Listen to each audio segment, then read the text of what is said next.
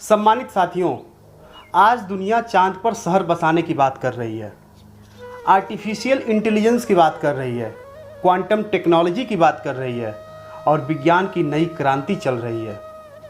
लेकिन दुख की बात यह है कि भारत की राजनीति आज भी जाति के पुराने खांचों में उलझी हुई है। अभी कुछ दिन पहले समाजवादी पार्टी के प्रवक्ता राजकुमार भाटी ने ब्राह्मण समाज के खिलाफ अभद्र आपत्तिजनक टिप्पणी करके पूरे देश में बहस छेड़ दी। ब्राह्मण समाज पर की गई अभद्र टिप्पणी ने केवल एक समुदाय को आहत नहीं किया, बल्कि भारतीय राजनीति का एक कड़वा सत्य सबके सामने रख दिया। आज कुछ लोग समाज को बांटकर अपनी राजनीति चमकाना चाहते हैं। दुख इस बात का नहीं है कि समाजवादी पार्टी के प्रवक्ता ने गलत बोल दिया।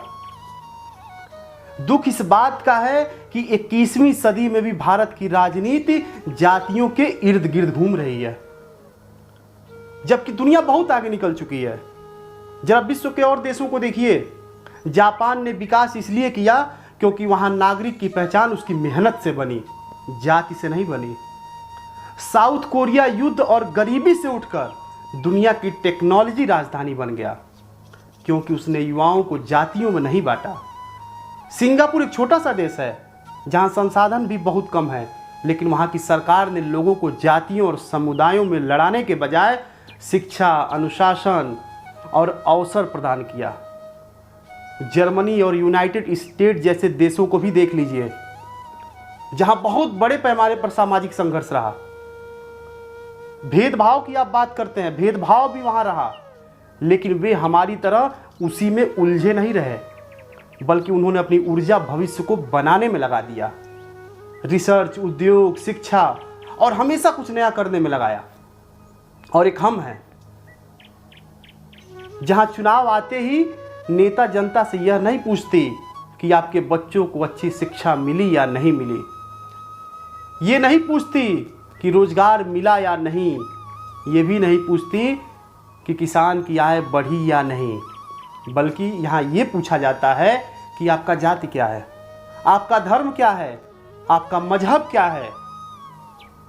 यही भारत की सबसे बड़ी समस्या है।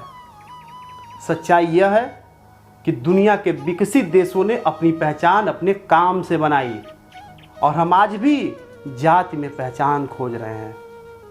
जब चाइना हाई स्पीड रेल बना रहा था, तब हम जातीय समीकरण बना रहे थे। जब इजराइल रेगिस्तान में खेती की क्रांति कर रहा था, तब हम वोट बैंक की राजनीति में उलझे थे। जब यूएई क्या बोलते हैं उसको, यूनाइटेड अरब अमीरात दुनिया का व्यापारिक केंद्र बन रहा था, तब हमारे नेताजी लोग समाज को जातियों में बांटकर तालियां बटोर रहे थे। सम्मानित मित्रों, भारत को विकसित राष्ट्र बनाना है तो एक कठोर सत्य स्वीकार करना ही होगा।